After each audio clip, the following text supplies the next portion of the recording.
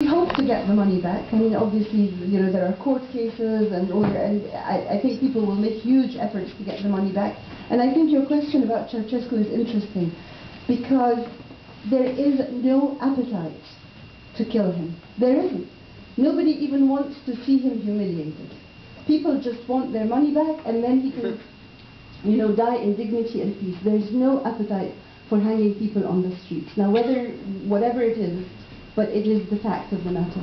I mean, it was incredible. I think that particularly that Wednesday, when people were being attacked, and being attacked on camels and on horses, and they were catching them and they were dragging them off, and they were handing them over to the police or to the army even. You know, not a single person was lynched throughout this entire thing. Whereas, you know, and people were fighting for their lives. And if they'd lost that fight, a lot of people would have been killed, a lot of women would have been raped.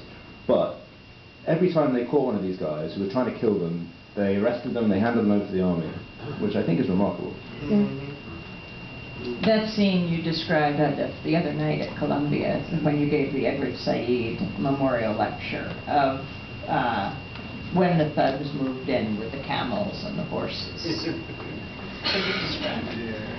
Oh yeah, I mean, I guess you saw it on yeah, you saw it, and so suddenly there was the cavalry galloping into the middle of Tahrir Square, a camel and several horses, and it turns out, I mean, obviously people were completely taken aback that they were being attacked by camels and horses, and people wielding swords and whips and bicycle chains and so on. And it turned out that a businessman very, very close to the regime had some clout in the area sort of just beneath the pyramids, where their livelihood is hiring out these poor beasts to tourists. And he basically paid these people a day's wages to bring their animals in and attack. And again, at that moment, I was not in Tahrir, and I was sort of working at home, and I caught a glimpse of this on television. So I called my sister, who could be relied on to be in the thick of things all the time. And I said, "Look, I can see." And she said, "No, it's all right. We've captured them, and we've even ridden their horses." Not only ridden them, but they were all nicely stabled in the one street that we had control over.